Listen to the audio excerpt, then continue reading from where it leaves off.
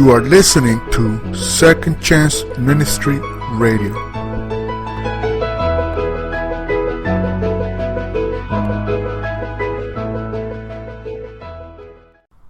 The following presentation is entitled, He Has Risen. May the Lord bless and keep you today and forever. Amen. Once you eliminate the impossible, whatever remains, no matter how improbable, must be the truth. Arthur Conan Doyle. Prologue. Clavius.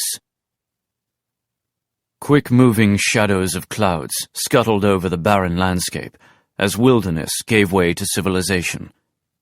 An inn, if one could call it that, lay upon the horizon, so I adjusted my angle of approach in order to reach it without wasting energy.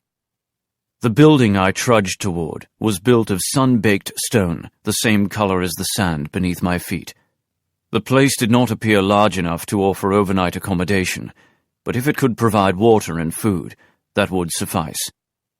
I pushed on the wooden door that swung on leather hinges, revealing a table, a bearded man with a curved back, and a floor of stones set into packed sand.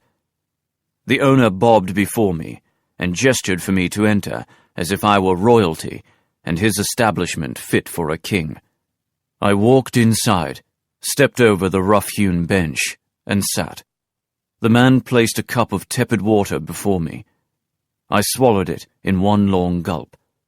A ghost of a smile flickered across the man's face as he refilled my cup. "Roman, eh?" For an instant, I considered giving a snide reply, but then realized I did not resemble my usual self. I had not been able to shave in days, and I had ditched the red paludamentum of a Roman officer weeks before. I now wore a tunic and a brown cloak, my only protection against the blowing sand. Perhaps my manner gave me away, or perhaps this man was more observant than he appeared. "Yes," I said. His eyes widened as he lowered the pitcher. "And is that a tribune's ring?" I lowered my weary gaze to the silver circle on my left hand, a ring engraved with Ex Fretensis, the name and number of my legion. No wonder the innkeeper looked surprised.